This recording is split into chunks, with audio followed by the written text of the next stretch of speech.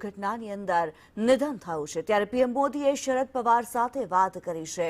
અજીત પવારના નિધન પર સંવેદના વ્યક્ત કરી। પ્લેન દુર્ઘટનામાં અજીત પવારનું નિધન થયું છે ત્યારે પીએમ મોદીએ શરદ પવાર સાથે વાત કરી હતી, પોતાની સંવેદના વ્યક્ત કરી, સાથે જ અજીત પવાર માટે શ્રદ્ધાંજલિ પણ આપી હતી।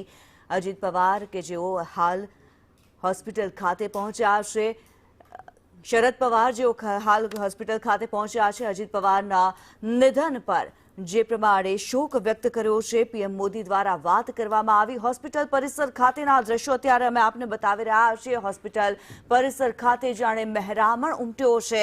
अजीत पवारना जे समर्थको छे, जे प्रशंसको छे, तेमना कार्यकर्ताओ छे एनसीपीना, तेओ तमाम हाल उदास, शोक संतप्त छे, शोकाकूळ छे। हाल तमामना चेहरा पर जे दुखनी लागणी जोवा मळी रही छे। शरद पवार पण हाल होस्पिटल पहोंची चूक्या छे। अजीत पवारनो जे परिवार छे ते पण हाल होस्पिटल खाते पहोंच्यो छे अने अत्यारे जे प्रमाणे होस्पिટલની બહારનો જે મહેરામણ જોવા મળી રહ્યો છે, શ્રદ્ધાંજલિ, સંવેદના, આ તમામે તમામ સૌ કોઈના હૃદયની અંદર અત્યારે ઉભરાઈ રહેલી દેખાઈ રહી છે। શરદ પવાર જ્યારે હોસ્પિટલ ખાતે પહોંચી રહ્યા હતા, हेलिकॉप्टरथी उतरता तेओ देखाई रह्या छे। अजीत पवारना निधन पर प्रधानमंत्री नरेन्द्र मोदीए संवेदना व्यक्त करी छे। आ साथे ज अजीत पवारना काका एवा पीएम मोदीए शरद पवार साथे पण वात करी छे।